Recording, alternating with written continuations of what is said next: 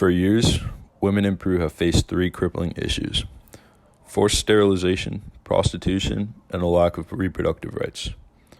Forced sterilization is the non-consensual process of sterilization. Prostitution refers to the exchange of sexual services or acts for money. Lastly, Peru's lack of reproductive rights, such as its prohibition of abortion, leads to the deaths of thousands of women each year. Ultimately, these issues are byproducts of the Catholic Church's influence in the Peruvian government, which reinforces patriarchal standards in healthcare, leaving women powerless. According to the Peruvian Ministry of Health, more than 270,000 women and 22,000 men were sterilized between 1996 and 2001 under the National Family Planning Program. Most were from Quechua indigenous communities and families with few economic resources. The forced sterilization campaign was implemented as a part of President Fujimori's neoliberal economic policies. The idea was that this campaign would reduce birth rates in low-income sectors in order to combat poverty. The government targeted women with threats of violence, withholding healthcare and education, and misinformation. If a woman didn't comply, she would be refused medical treatment for her and her children. The forced sterilization campaign was largely aimed at poor and indigenous women in Peru. They were viewed as having too many children and therefore being a burden to the state. Thus, the campaign manifested the deeply ingrained sexism and racism that pervades Peruvian society. In a lot of cases, there was no post-operative treatment at all, which took the lives of at least 2,000 women and left others with lifelong complications. Mary Luz Guzman Salas, one of the victims, recounts how she was told that she was going to get ligada, which in Spanish makes reference to sterilization. However, she had never heard the term before, and according to her basic Spanish knowledge, it meant getting an anti-inflammatory process. After the surgery, she was sent home with an Advil prescription for the pain. I was in a lot of pain and didn't understand why they put me out. I wanted a natural birth, she said. 3 years later, as a result of a poorly cured infection, she was diagnosed with cancer and had to get a hysterectomy done. After numerous protests, an official registry for the victims was finally opened in 2015, and since then, more than 7,200 testimonies have been known. In 2021, 25 years after the events, the case got to court for the first time.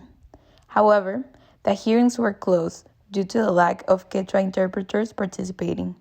President Fujimori is in prison on charges of corruption and human rights violations, but was exonerated of several charges in 2014 related to the sterilization program due to the lack of evidence.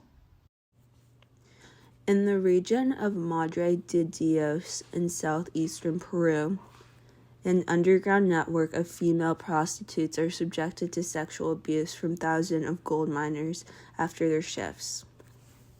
According to a 2019 report by the NGO Save the Children, about 5,000 women and girls are believed to be victims of trafficking in the region, including girls as young as 12 years old.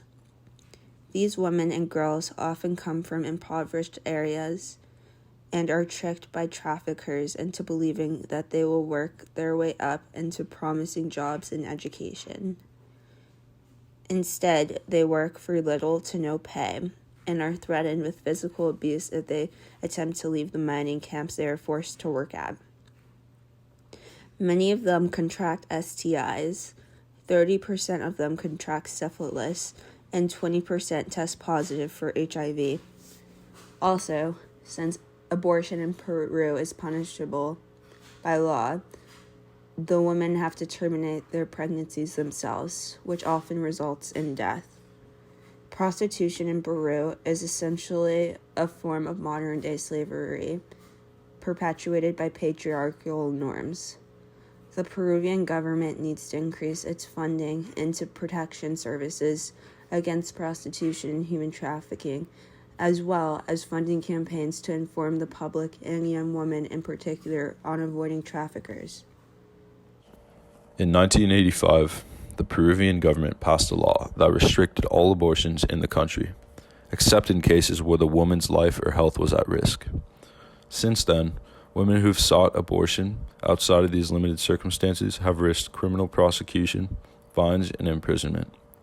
In fact, between 2009 and 2018, only 222 legal abortions were performed, while it is estimated that there are around 400,000 illegal abortions each year. These illegal abortions put women's lives at risk, exemplified by the fact that unsafe abortions are a leading cause of maternal mortality in the country. In addition, many women in the country lack access to contraception and sex education. This has led to high rates of unintended pregnancies. In fact, a study by the Ministry of Health in Peru found that in 2016, only 33% of adolescents had received comprehensive sex education. As a result of this disparity, the majority of people grow up with no real knowledge of their own bodies, leading to hundreds of thousands of unwanted pregnancies each year, and in turn many deaths. According to the World Health Organization, approximately 1,500 maternal deaths occur each year in the country, despite the fact that the government, quote-unquote, allows for exceptions in cases where the woman's life is at risk. The COVID-19 pandemic has further exacerbated the oppression, with restrictions on movement and reduced access to healthcare and reproductive needs, such as contraceptives and menstrual hygiene products. Reforms are needed to ensure that women have access to safe and legal abortion, contraception, and menstrual products, as well as proper reproductive healthcare services. Additionally, comprehensive sex education should be provided to all people in Peru to ensure that they have the knowledge and skills they need to make informed decisions about their sexual health. The lack of human rights in sexual health and autonomy is part of a larger systemic dehumanization in Peru. Serious governmental reforms are needed to combat these issues. Patriarchy predominates that cultural interpretation of women's rights, and continuous poverty creates incentives for exploitative practices such as forced sterilization and prostitution. The influence of the Catholic Church also needs to be reevaluated in the interest of equity of all genders. Peruvian women deserve access to proper reproductive rights, including the ability to abort lawfully, obtain contraception, and receive the necessary education for making informed sexual decisions.